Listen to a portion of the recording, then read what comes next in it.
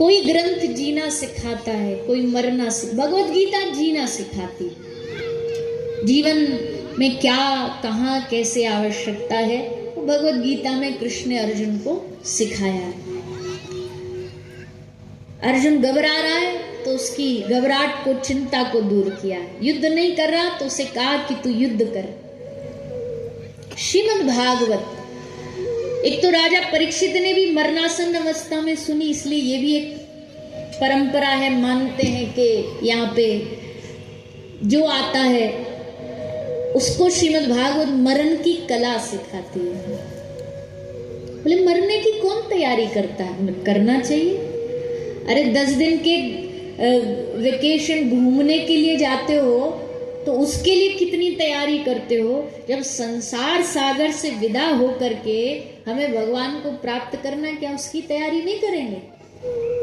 तैयारी तो करनी पड़ेगी। इसलिए भागवत मरण सिखाती है और भगवत गीता जीवन सिखाती है। पर देखो अद्भुत बात, देखो आधे से ज्यादा तो लोगों को यही नहीं पता कि भगवत गीता और श्रीमद् भागवत ये 2 अलग अलग ग्रंथ हैं। पता ही नहीं उनको, जानकारी नहीं, क्यों कभी दर्शन भी नहीं किया, कभी पढ़ के नहीं देखा, खोल के नहीं देखा।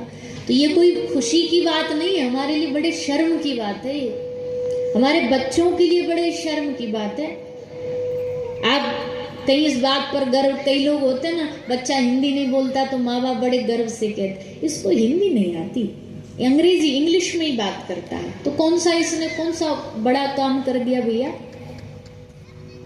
भारत में जन्म लेके तुम इस बात को गौरव से कैसे कह सकते हो कि इनको हिंदी नहीं आती? हिंदी में बात नहीं करते, इंग्लिश में ही करते। कुछ कुछ चीजें हैं जो हमारे शास्त्र के हिसाब से हमें स्वयं भी करनी चाहिए और आगे बच्चों को भी सिखानी चाहिए। भगवत गीता अवश्य पढ़ें, ऐसा आप सबसे खूब खूब निवेदन है। स्वयं पढ़ें, बच्चों को पढ़ाएं। संडे के दिन, छुट्टी के दिन उनको थोड़ा थोड़ा भगवत गीता के एकाध श्लोक अवश्य पढ़ें। अब चलते हैं श्रीमद् भागवत कथा की ओर, जहां हमारी ये यात्रा चल रही है। इस यात्रा में हम सब कल कहाँ गए? पहले गोकुल, फिर वृंदावन और फिर गोवर्धन में जाकर के यात्रा विश्राम। ब्रज में कैसे भगवान बालक बन गए हैं, कैसे लीला कर रहे हैं, कैसे मस्ती कर रहे हैं, कैसे उत्पात कर रहे हैं, ये सब कथा आपने कल सुनी। और देखो मैंने कल भी कहा था, जगत की जो उपासना है, मतलब जगत की जो भजन की पद्धति है वो एकदम अलग है, और ब्रज की जो रसोपासना ये एकदम अलग है। और ब्रज वाली जो रसोपासना है ना, इसमें कुछ कुछ चीजें प्रमुख है जो होनी चाहिए। जैसे ब्रज की रसोपासना में सबसे पहला धाम के प्रति निष्ठा होनी चाहिए। जिनको धाम में निष्ठा है, जिनको वृंदावन में निष्ठा है, जिनको बरसाना में निष्ठा है, जिनको गिरिराज जी में निष्ठा है, पूर्ण निष्ठा है, उनके लिए ही ये ब्रज की उपासना है। उनके लिए ही ये ब्रज की उपासना बनाई गई है। श्री वृंदावन धाम से स्नेह होना चाहिए। दूसरा, वृंदावन उपासना किनको प्राप्त होगी?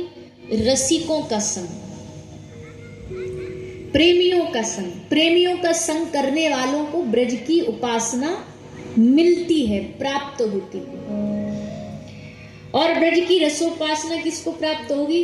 बोले युगल के चरण, श्री किशोरी जी के चरणों की उपासना, श्री श्याम सुंदर के चरणों की उपासना, ये दोनों करनी पड़ेगी। और चौथा है, वो विस्तार तो उसका बहुत है, पर इतना ही समझ लीजिए, ब्रज उपासना में एक भाव होता है मंजरी भाव, सखी भाव, सहचरी भाव। ये 4 ये विशेष है, ये होने ही चाहिए। तब ब्रज की उपासना हमारे समझ में आएगी। तब समझ में आएगा कि श्री राधा वृंदावने वने, वृंदावन के हर वन में, वृंदावन के हर पत्ता में, पौधा में कौन है? बोले साक्षात श्री राधा रानी, श्री राधा वृंदावने बनी। वृक्षे वृक्ष